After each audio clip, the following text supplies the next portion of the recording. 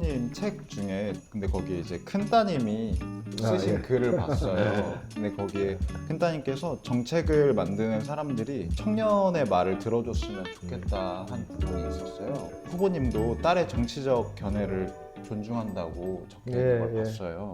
근데 전 그걸 되게 크게 생각했거든요. 쟤는 되게 다정한 아버지셨겠구나라는 생각을 제가 했어요. 그러면 지금 20대 청년들은 후보님에게 무엇을 가장 기대한다고 보시는지. 쉬운 질문은 아니에요. 저희 딸이지만 청년을 대표하고 대변하고 있고 이 제일 어려워요. 이 사람들의 지지를 못 받으면 근데 저 사실 하도 저를 비판적으로 많이 이야기를 해서 저는 이 제 딸이나 아들이 과연 나한테 투표했을까 싶을 정도로 저는 딸들에게서 청년의 목소리를 듣습니다. 제 딸이 하는 이야기의 핵심은 어려운 게 아니에요. 정치인들은 청년들의 말에 귀를 기울이는 신용만 하지 실제로 듣고 있지 않다는 거예요.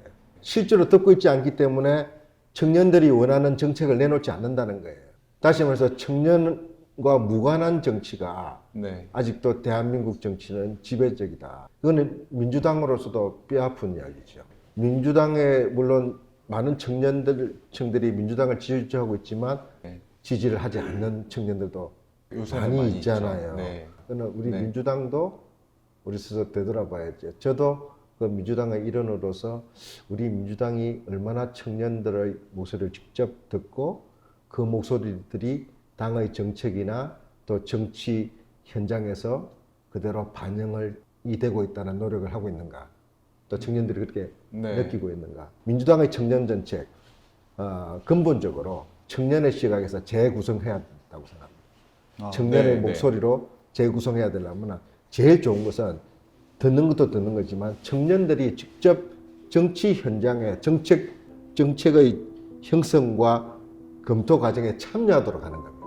그래서 만약 제가 남양주 시장이 된다면 남양주 시청 안에 청년 정책위원회 같은 것들을 하나 두어서 그 중에 절반 이상을 실제로 청년 대표들이 참여해서 정책 결정 과정을 직접 같이 토론하고 청년적 시각들을 반영을 해서 네. 공무원들한테 맡기는 것이 아니라 우리 정책은 우리 청년들이 직접 만들어 간다라는 그 과정들을 실험하고 싶어요. 그래서 가칭 청년 정책위원회들을 네. 만들겠습니다. 되게 좋은 의견이신 것 같습니다. 네. 청년 입장에서 가장 답답한 게 결국에 도시에는 사람이 많은데 내 삶이 비었다는 거거든요. 그 후보님이 말하는 그 자족 도시가 청년에게는 결국 일자리, 주거, 문화, 이동권의 문제인데 이 네 가지 중 어디서부터 풀 생각이신지요? 저는 우리 남양주의 청년정책의 핵심 과제를 잘 짚어주셨다고 생각합니다. 남양주시는 과연 청년 친화적인가? 우리한테 스스로 물어볼 때 어떻게 생각하세요? 제가 느끼기에는 여가를 즐기는 인프라가 갖춰져 있기는 하지만 서울로 나가서 더 즐기는 그렇죠. 경향성을 가지고 있는 것 같아요. 남양주 청년들은. 바로 그 점입니다. 그래서 아직 우리 남양주시가 청년에게 충분히 매력적인 도시가 아니라는 거예요. 우리 남양주시가 충분히 청년 친화적 도시가 아직 못 되고 있다는 점에서 정책을 설계해야 된다고 생각합니다. 그렇기 때문에 어떻게 하면 청년들에게 매력적인 도시가 될 수 있을지, 어떻게 하면 청년들이 더 가서 살고 싶고 일하고 싶고 또 문화생활을 하고 싶은 도시로 만들 것인가가 과제죠. 그렇죠. 그중에 가장 정책 우선순위는 저는 이동권이라고 봅니다. 우선 교통이 편해야 돼요. 맞습니다. 특히 청년들은 돈이 많지 않잖아요. 맞습니다. 교통비가 부담되는 분들이 대부분이에요. 그렇기 때문에 대중교통이 싸고 편리해야 됩니다. 그래서 청년 이동권을 위해서 저는 남양주시의 재정이 허락하는 한 광역교통, 그다음에 환승교통에 대한 네. 보조금이나 절감을 지원하는 기후 동행 패스 같은 거 있잖아요. 네. 그게 청년들에 대해서는 좀 더 할인을 제공한다든지 그런 여러 가지 제도적 노력을 좀 해야 된다고 생각하고 있고요. 두 번째로 이동이 좀 더 편해지면은 그다음에 이동의 목적이 뭐예요? 결국에 삶의 질을 그렇죠. 위해 경제 활동을 해야 되고 문화 활동을 해야 되고, 그죠? 맞습니다. 또 여가를 보내야 되고 또 자기 삶을 풍부하게 하는 다양한 활동을 해야 되는데 그중에 제일 중요한 건 역시 경제활동이에요. 자기 재생산을 해야 돼요. 왜냐하면 경제활동에서 취약해지면요, 자존감도 떨어져요. 자신에 대한 자존감이 떨어지면 아무래도 집 밖을 나가기가 맞습니다. 두려워지죠. 여가 생활도 예, 친구들 만나기도 그래요. 맞습니다.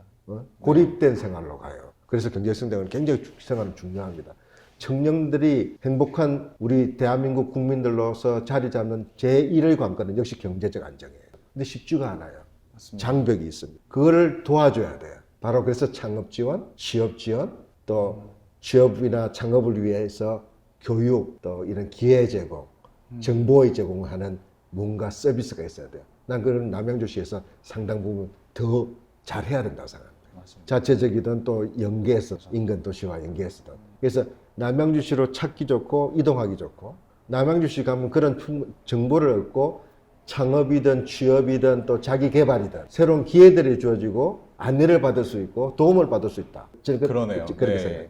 세 번째로 그러면 대중교통이 좀 편해지고 또 이런 경제 활동의 기반들을 좀 찾기 쉽고 그 다음에 뭐예요? 내 삶의 질을 맞습니다. 높여야 되잖아요. 네. 지금 1인 가구가 늘어나잖아요. 1인 가구 간에 있는 청년들이 커뮤니티를 형성할 수 있고 도시 안에서 새로운 서로의 접촉 공간들이 일어난다면 그럼 도시에 머무르는 기간도 머물러지죠. 예. 네.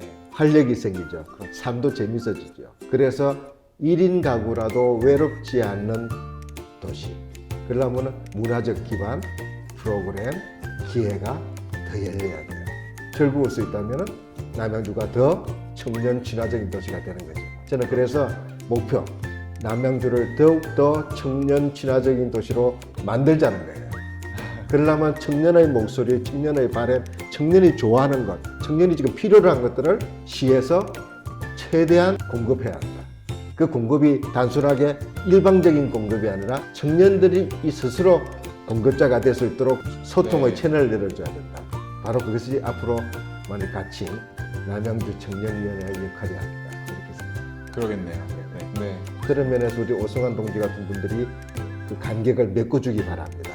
청년이 직접 정치에 참여해서 네. 청년을 대변하고 네. 청년의 시각으로 청년의 목소리로 청년의 생각을 가지고 실행해 나간다면 바로 우리 민주당이 부족한 부분들을 많은 부분을 채울 수 있을 것 같거든요. 맞습니다. 그래서 이번에 네. 꼭 성공하길 바라고 저도 감사합니다. 적극 응원하겠습니다.